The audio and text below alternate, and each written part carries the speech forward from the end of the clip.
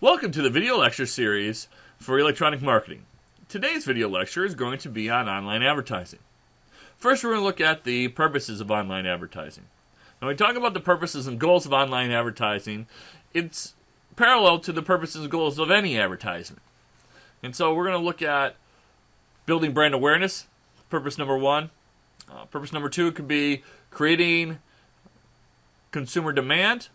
And three is communicating our expertise. When we talk about communicating our expertise, we're talking about communicating our expertise of how are we going to meet the needs of the consumer.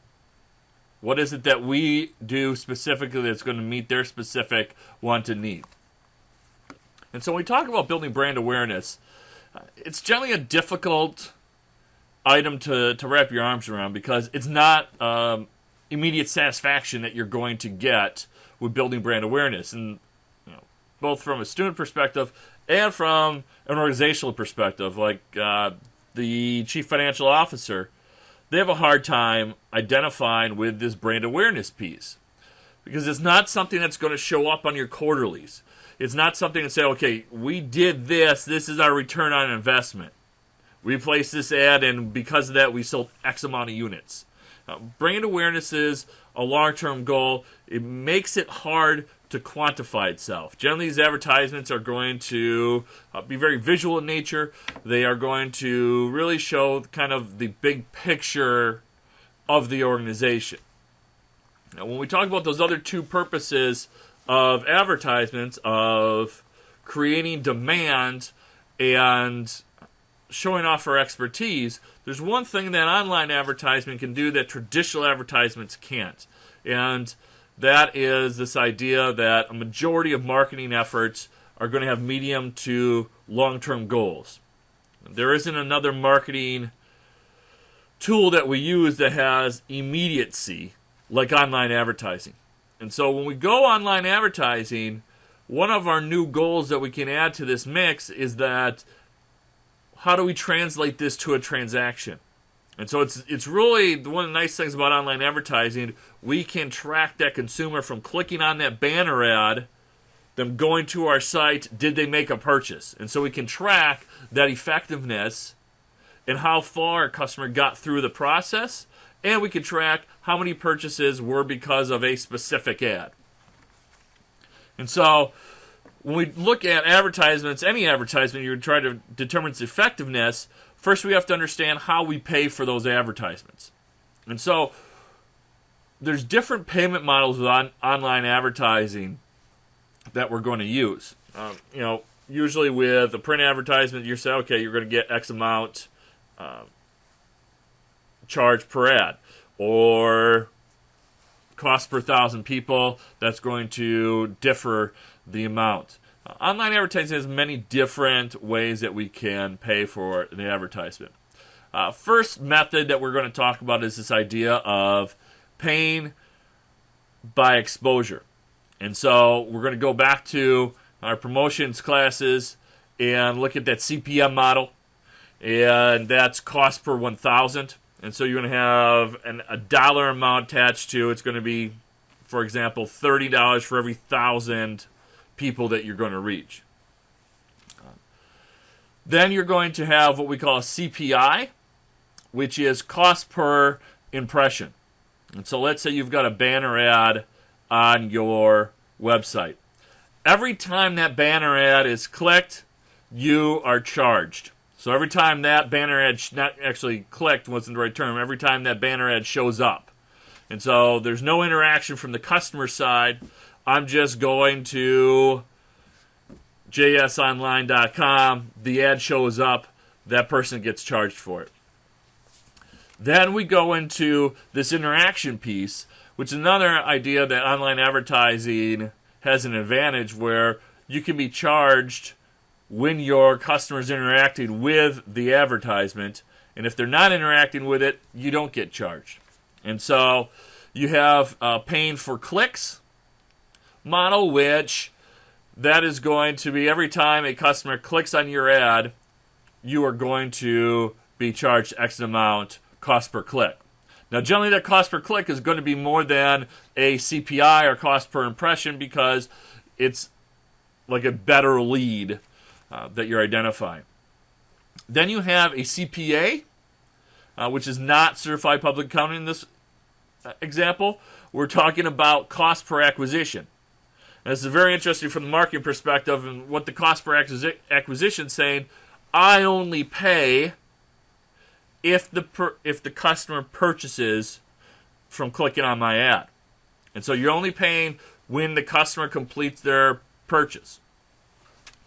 Then you have the fixed rate, which is saying, hey, we're going to throw this ad on our site. We're not guaranteeing how many clicks you're going to get. We're not guaranteeing how many impressions you're going to get. What we're saying is this. We're charging you $300 a month. Boom, flat rate. And so those are the different payment models. When we look at banner ads, for the sake of our discussion, we're really lumping majority of different online advertisements under this umbrella of banner ads. A banner ad ultimately is an online advertisement. It's going to be a hyperlinked image, meaning that I click on that ad, it's taking me somewhere. All right? Banner ads have expanded in the last several years, where now we've added rich media integration, which, if you've ever seen one where you scroll, I know if you're from the Wisconsin area, the Racine Journal-Times has an ad you click in the right-hand corner, and the ad will expand the size of the advertisement. We've added action scripts, meaning we've added video content. We've really added more interaction with the customer than we've had in the past. And so, why banner advertising? A lot of reasons. The majority of it has to do with our ability to interact with the consumer.